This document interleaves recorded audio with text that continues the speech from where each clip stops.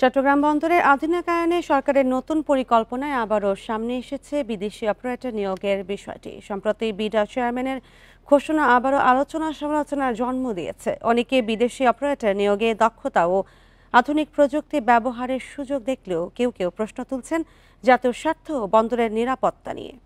আর এই নিয়ে আরও জানাতে চট্টগ্রাম থেকে যুক্ত হচ্ছেন সহকর্মী আহসান রিটন।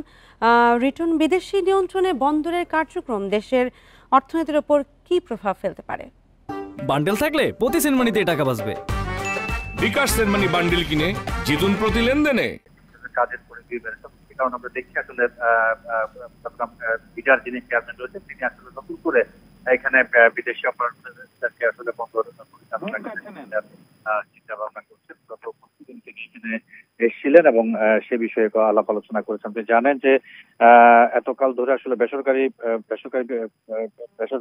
প্রতিষ্ঠানগুলো বন্দরের যে কন্টেনার হ্যান্ডেলিং এর যে কাজটি করছেন সেটি করে আসলেন। সে কারণে দেখা গেছে আসলে তারা যতটা সময়ের সাথে হ্যান্ডেলিং বাড়ানোর কথা ছিল ততটা আসলে তারা আগাতে পারেন। আমরা দেখি যে চট্টগ্রাম বন্দরে গেল 1 জুলাই থেকে 6 জুলাই পর্যন্ত সাইড পাওয়ার ট্যাক নামে যে প্রতিষ্ঠান রয়েছে সেটি 2956 টিইউস কন্টেনার হ্যান্ডেল করেছে প্রতিদিন। কিন্তু এর বিপরীতে আমরা যদি দেখি যে 7 তারিখ থেকে 12 তারিখ অর্থাৎ 7 জুলাই থেকে 12 জুলাই পর্যন্ত এই সময়ে এই ঠিক একই সময়ে প্রতিদিন 3181 টিইউস কন্টেনার হ্যান্ডেল করেছে ড্রাই ডক। অসংগত কারণে দেখা যাচ্ছে সেটিকে আসলে সরকারি খাতে দেওয়া হলে অর্থাৎ বাইরের কোনো প্রতিষ্ঠানকে যদি দেওয়া যায় তাহলে আসলে সবাই ধারণা করছেন যে এটি কন্টেনার হ্যান্ডেলিং এর যে বিষয় সেটি আসলে আরো বেশি করিতকর্মা হবে এবং আরো দ্রুত হবে।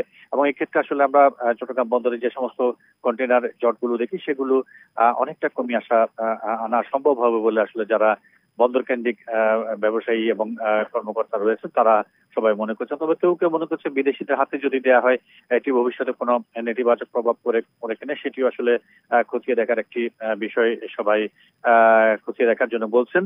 এবং এই মুহূর্তে আমরা যেটি বিডা চেয়ারম্যানের কাছ থেকে জানছি সেটি হচ্ছে আগামী ডিসেম্বরের মধ্যে সিঙ্গাপুর, দুবাই এবং নেদারল্যান্ড ভিত্তিক বিভিন্ন প্রতিষ্ঠানের কাছে বন্দরের যে কন্টেনার হ্যান্ডেলিং এর যে বিষয় সেটি দেওয়ার একটি প্রক্রিয়া চলছে, সেটি অনেক দূরে এগিয়ে গেছে। আপনি জানেন যে চট্টগ্রামের এনসিটি, লালদিয়াচর এবং বে টার্মিনালে যে সমস্ত কন্টেনার গুলো থাকে এবং সেগুলো সেখানে প্রতিদিন নিত্য নতুন জাহাজ সেখানে যোগ হচ্ছে। বিশ্বের নানা দেশের বড় বড় জাহাজ এখানে আসছে এবং সেই কারণে কন্টেনারের যে পরিমাণ সেটিও বাড়ছে। এবং যদি বিদেশি কোনো প্রতিষ্ঠানকে দেওয়া হয় তাহলে তারা সবাই মনে করছেন যে খুব দ্রুত সময়ের মধ্যে কন্টেনার হ্যান্ডেলিং এর যে বিষয় সেটি শেষ করা যাবে এবং এক্ষেত্রে বন্দরের যে জট সেটিও কমিয়ে আনা সম্ভব। আর যদি এটি কমিয়ে আনা যায় তাহলে দেশের অর্থনীতিতে একটি ইতিবাচক প্রভাব পড়বে বলে সবাই মনে করছে। তবে সবাই বলছেন যে এটা করা হোক সেটি আসলে সবার সঙ্গে পরামর্শ করতে ভবিষ্যতে যাতে কোনো ক্ষতি না হয় সেই বিষয়টিকে মাথায় রেখে যাতে করা হয় সেটি আসলে সবাই বলছেন। তো এই হচ্ছে চট্টগ্রাম বন্দর থেকে আমার কাছে এই মুহূর্তে সর্বশেষ খবর। বন্দরে বিদেশি অপারেটর নিয়োগ এবং সেই বিষয়ে জানাচ্ছিলেন সহকর্মী আহসান রিটন।